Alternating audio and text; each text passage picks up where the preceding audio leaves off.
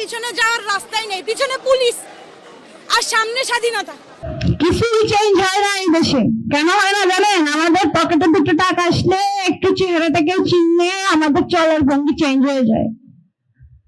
আমার কলার টলার বডি শডি দেখাই তারপর চলি।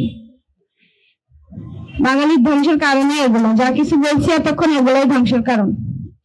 যতদিন পর্যন্ত কাঁচামাল ঠিক না হবে, বাংলাদেশে তো বাস দিয়ে হাসপাতাল হয়েছিল, হাসপাতাল, ওটার নাম হাসপাতাল। তো এইরকম বাংলাদেশের জনগণ যতদিন পর্যন্ত ভদ্র না হবে ততদিন পর্যন্ত এরা বই পড়েই থাকবে। নজরুল থেকে, তারপর হাবিলদার রাজবাড়ি থেকে, এরপর এই যে 90-এর এরা, তারপর শাপলা, তারপর এই যে জুলাই, দফায় দফায় সবাই হারাই গেছে। আপনারা হারাই ফেলছেন বাংলাদেশের এই ধরনের মানুষগুলোকে, আপনারা হারাই ফেলছেন যারা আপনাদেরকে স্বাধীনতা দিতে চেয়েছিল। আমি তো বলতেছি যদি বিএনপি সরকার টিকে যায়, আগামীবার কিসের জামাত আর কিসের এনসিপি, আওয়ামী লীগই থাকবে বিরোধী পক্ষ, আর আমরা সবাই রাজিউন। এরপর বাংলাদেশ গেলে ছুলে আরো অবস্থা খারাপ হবে। তবে এই সব হতাশার ভিতরেও আমি ওই এক কথার উপরে এখনো আমল করি যে শেষ জামানায় এমন একদল বের হবে যাদেরকে কেউ থামাতে পারবে না, আর আমি ওদের জন্য দোয়া করি। আমি চাই আমার বংশধররা এক শ্রেণীতে সামিল হোক।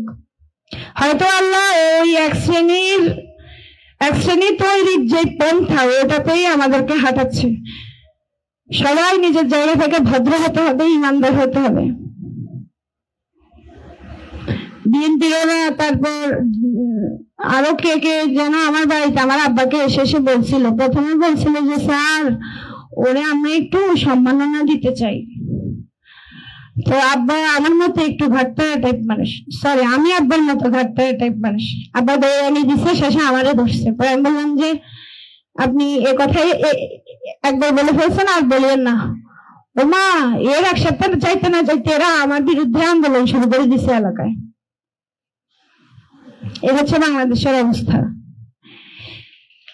বাংলাদেশের জনগণকে যদি আপনি 5 টাকা মাগনা দেন, আর এটা তো ওই জাতি যে রাস্তায় কারো 500 টাকা পড়ে গেছে, এরা আগে একবারে টাকাবে, একবারে টাকাবে, এরপর পায়ের নিচে টাকাটা লুকাই, তারপর নিয়ে হেঁটে চলে যাবে। এই জাতি আবার ভদ্র, আর এই জাতি আবার স্বাধীন জীবনও হবে না। নিজেদেরকে ভালো না করলে, নিজেদের লোককে সংযত না করলে কখনোই আপনারা স্বাধীনতা অনুভব করতে পারবেন না, কোনোদিনও না। আজান দিচ্ছে, আল্লাহ সবাইকে ভালো রাখুন। আমার যাওয়ার সময় হয়ে গেছে, সবাই ভালো থাকবেন, আমার জন্য দোয়া করবেন।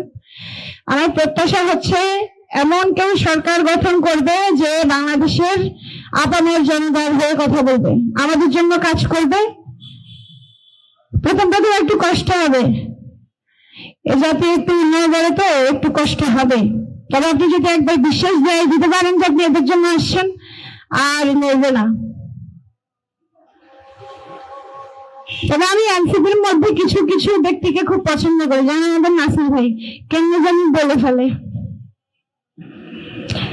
যদি উনি বেঁচে থাকে, উনাকে বাঁচায় রাখে, তাহলে হয়তো এনসিপি, নাহিদ ভাই যদি বাঁচায় রাখে তাহলে হয়তো এনসিপি ভবিষ্যতে কিছু একটা পরিবর্তন রাষ্ট্রে আনতে পারে। আর বিরোধী পক্ষ রাখবে আমাদের জামাতকে, বিএনপিকে আমি চাই না, এটা আমার প্রত্যাশা। আমি চাই না বিএনপিকে।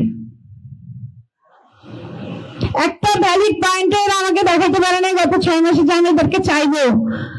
আমি এত কম চাকরি করি, আমি কিভাবে এই যে 70 টাকা দিয়ে 250 গ্রাম কাঁচা মাছ খাই বলুন? আমার তো টাকা নাই, আমি তো দুর্নীতি করি নাই রাষ্ট্রে, আমার কোনো ঋণ খেলাপি নাই, আমার কোনো মন্ত্রিত্ব নাই, কোনো গদি নাই। আমি 600 টাকার বোরখা পরে এখনো জীবন কাটাই। তাহলে আমার জন্য কি কাঁচামরিচের দাম কি 20 টাকা করতে পারছে? করবে কখনো? ফ্যামিলি কার্ড দিচ্ছেন, কাকে দিচ্ছেন? আপনার দলের নেতা কর্মীকে।